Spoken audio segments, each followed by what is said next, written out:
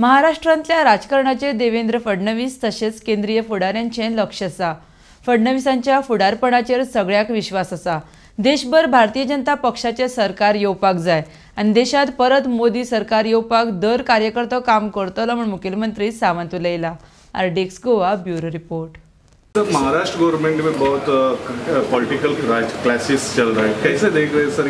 ये दिनों में बहुत इश्यूज हो रहे हैं। डेफिनेटली हमारे भारतीय जनता पार्टी के महाराष्ट्र के हमारे नेता देवेंद्र जी फडणवीस और हमारे केंद्र के सभी नेता उसके ऊपर लक्ष्य देके हैं वहाँ पे, और definitely he is capable to take the decision. So अच्छा डिसीजन जो महाराष्ट्र स्टेट के लिए होगा वो डिसीजन वहाँ के हमारे लीडर देवेंद्र जी डेफिनेटली ले लेंगे। सर, गोवा के बाद महाराष्ट्र सत्ता की ओर बढ़ रही है, कैसे देख रहे हैं? मैं तो बोल रहा हूँ कि भारतीय जनता पार्टी की सत्ता हर एक राज्य में आना चाहिए और देश में फिर से एक बार मोदी सरकार आने के लिए भारतीय जनता पार्टी के कार्यकर्ता हमेशा के लिए काम करेंगे।